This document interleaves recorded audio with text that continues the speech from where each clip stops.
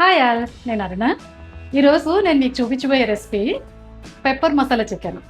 మనం pepper masala chicken అంటే ఏమనుకుంటాం? ఫుల్గా ఆయిల్తో ఉండే కర్రీ అనుకుంటాం కదా. అలా కాకుండా నేను ఈరోజు ఎలా చూపిస్తున్నానంటే తక్కువ ఆయిల్ వాడుతూ అవే ఫ్లేవర్స్ మెయింటైన్ చేస్తూ సూపర్ టేస్టీగా ఉండే కర్రీ అనమాట ఇది. ఇదేంటి వెయిట్ లాస్కి చాలా బాగా పనిచేస్తుంది. ఎందుకంటే చికెన్ మనకి మంచి ప్రోటీన్ ఇస్తుంది. అట్ ద సేమ్ టైం మనం ఏంటి ఆయిల్ తక్కువగా వాడడం వల్ల, ఫ్యాట్స్ తక్కువగా ఉండడం వల్ల మీకు టోటల్ కర్రీలో క్యాలరీస్ చాలా తక్కువ ఉంటాయి. మనం వెయిట్ లాస్ జర్నీ అంటే ఏమనుకుంటాం? జనరల్గా తక్కువ క్వాంటిటీ తింటాం, దానివల్ల ఆకలి తొందరగా వేస్తుంది.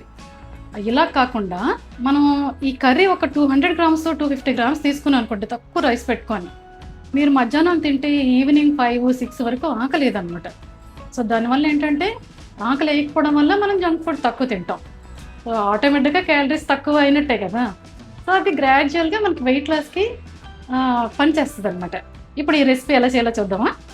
ఈ కర్రీకి కావాల్సిన పెప్పర్ మసాలాకి కావాల్సిన ఇంగ్రీడియంట్స్ ఇవి: పెప్పరు 1 టీ స్పూను, ధనియాలు 2 టీ స్పూన్స్, జీలకర్ర 1 టీ స్పూను, సోంపు 1 టీ స్పూను, ఒక 3 యాలకులు.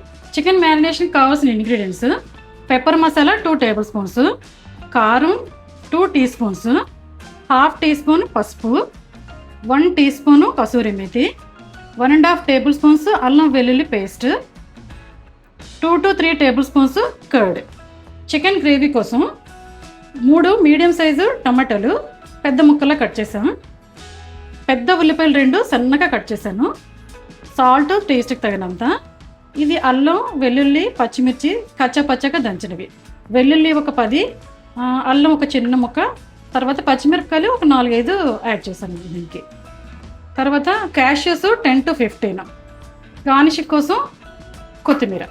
పెప్పర్ మసాలా కోసం ఇంగ్రీడియంట్స్ అన్నీ బాగా ఫ్లేవర్ వచ్చే వరకు రోస్ట్ చేసుకొని ఫైన్గా పౌడర్ చేశాను అనమాట.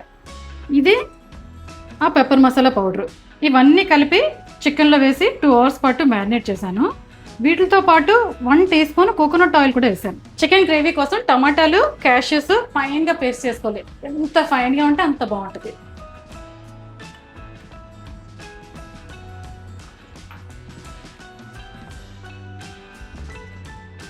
ప్యాన్ పెట్టుకున్నాను.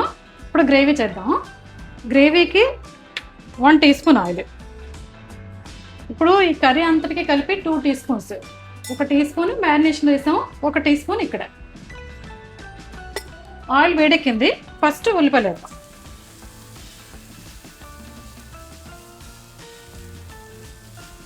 ఆనియన్స్ కొంచెం వేగిన తర్వాత అల్లం వెల్లుల్లి పేస్ట్ కచ్చపచ్చగా చేసాం కదా, అది వేయాలి.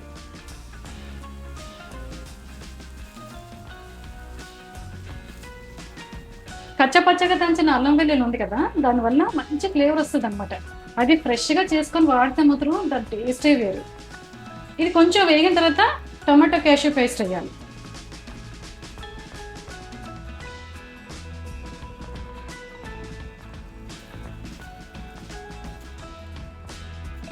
కొంచెం వాటర్ వేయాలి.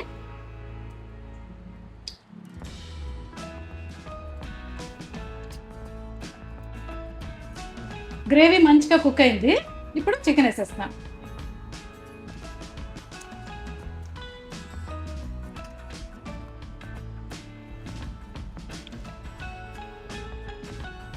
ఇప్పుడు కర్రీ అవుతుంది కదా.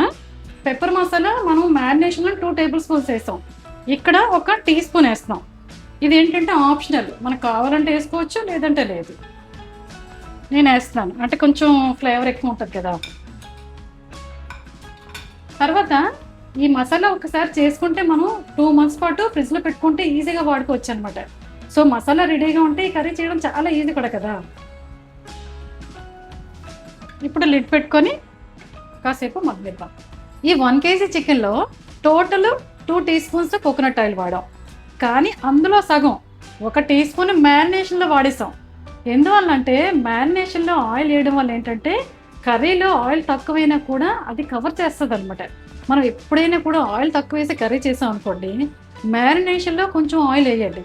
దానివల్ల ఏంటంటే ఆ ముక్కకి ఆయిల్ పట్టి మనకి ఆయిల్ తక్కువైన సంగతి తెలియకుండా ఉంటుంది అనమాట. అది ఒక చిన్న టిప్ అనుకోవచ్చు. చికెన్ కర్రీ రెడీ అయిపోయింది. గార్నిషింగ్ చేసుకోవడమే.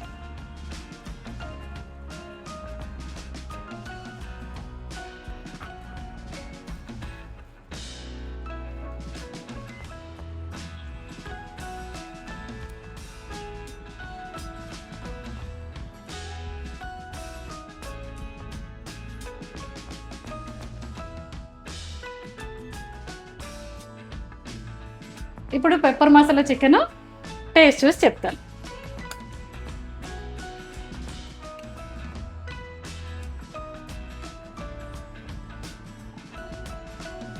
కొంచెం గ్రేవీ కలుపుకొని ఒక ముక్క పెట్టుకొని తింటున్నాను.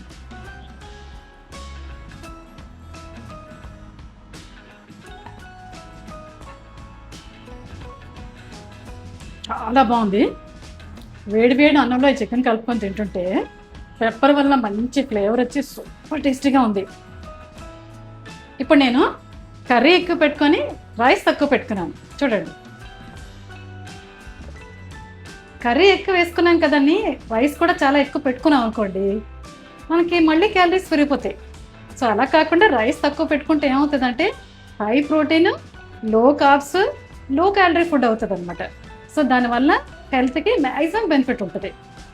నా రెసిపీ కానీ నచ్చినట్టయితే ఒక లైక్ చేయండి, ఒక కామెంట్ పెట్టండి, షేర్ చేయండి, నా ఛానల్కి సబ్స్క్రైబ్ చేయండి. బాయ్.